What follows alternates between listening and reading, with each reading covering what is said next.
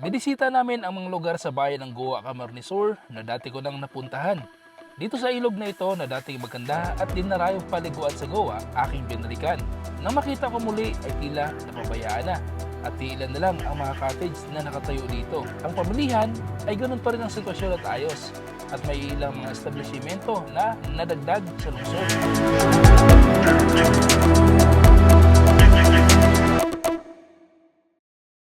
Tapos na natin magmerienda dito sa Sabilsian Halo-Halo. So dito lang to sa Goa pa rin. Sa Zone 3 San Juan Bautista, malapit sa PSU. Dito sa may intersection dito. So try nyo makaka-highway itong halo-halo nila. Masarap. Taas na standard ng quality ng halo-halo ito.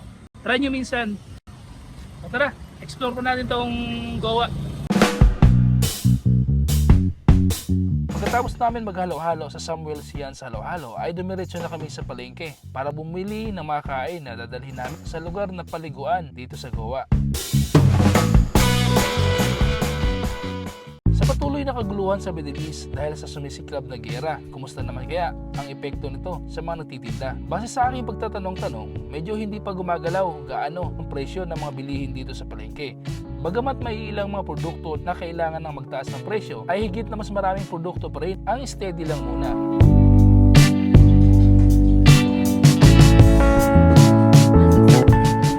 Sa parents ko kasi, may bigasan din kami.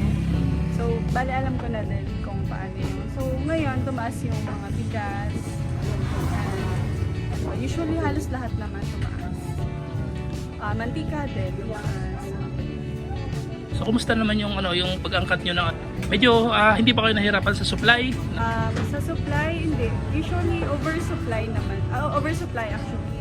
Matumal kasi nga dahil siguro yung tao hindi masyado nalabas dahil nga sa pagtaas ng gasolina. So, yun, naapektuhan din. Usually, mga farmers ang affected.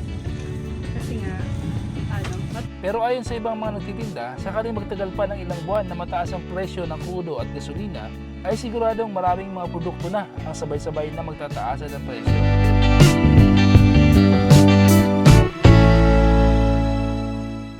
Okay, pagkatapos natin bisitahin itong pamilihan dito sa bayan ng Goa, ay bisitahin naman natin yung mga paliguan dito na dati na nating pinuntahan pero ngayon babalikan ulit natin.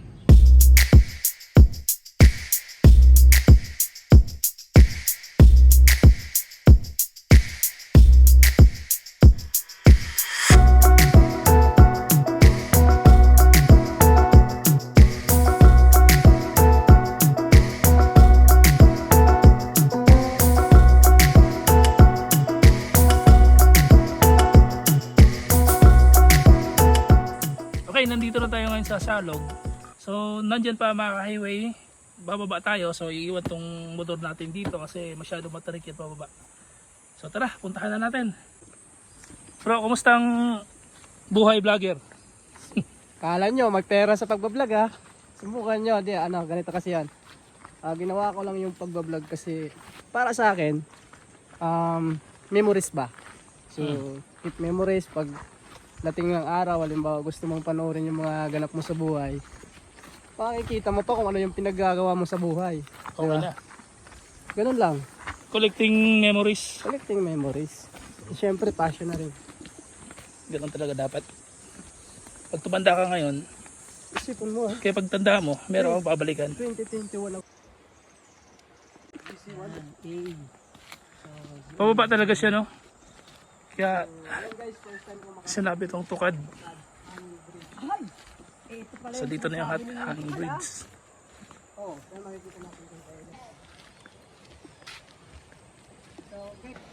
Dami kumuha ng drone shot ko nito dati. So, nakakatakot guys. Malay pala to guys. Inaliligo doon guys. So yung hanging bridge medyo medyo scary. Maalog-alog. Pero ganito talaga to yung reality ng hanging bridge. Pansin natin dito mga ka-highway, itong lugar na to medyo wala nang gaanong mga cottage na makikita. Siguro dahil sa mga bagyo na dumaan dito, nakailang bagyo na rin yung dumaan simula nung last na bisita ko dito. Dati kasi napakadaming cottage dito na pwedeng rentahan kapag maliligo kayo dito. Ngayon, dalaw-dalaw yung nakikita natin. Kapag malakas ang bagyo kasi, tumataas yung level ng tubig dito at tinatangay ng agos yung mga cottage na nandito.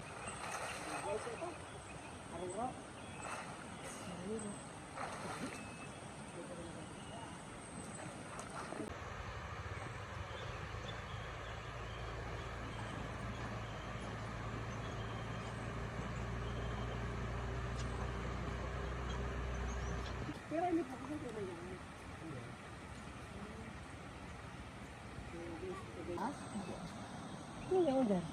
300 pala to ang ano?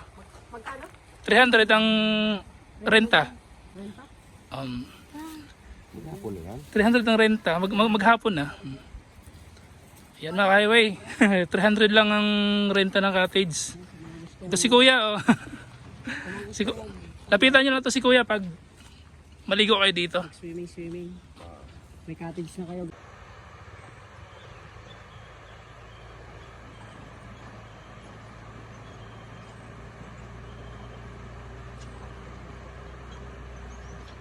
...2023 nung last na punta ko dito, okay pa talaga, mini-maintain.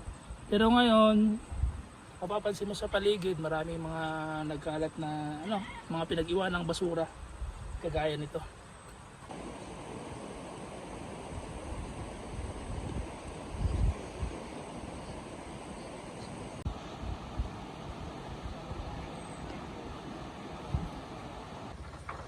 May ano pala, may tumatawid pa lang ito. Yan.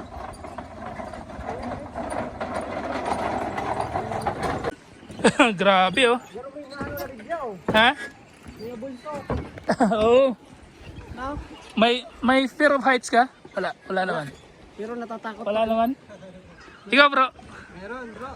may fear of heights ka? Ano yan? Ang tawag dyan? Lalo kung wala makakapitan. Ang tawag dyan, acrophobia. Acrophobia, takot sa heights. Ayos na. Hawak mo ang bit. Tol, alam mo kung saan galing yung tubig dito?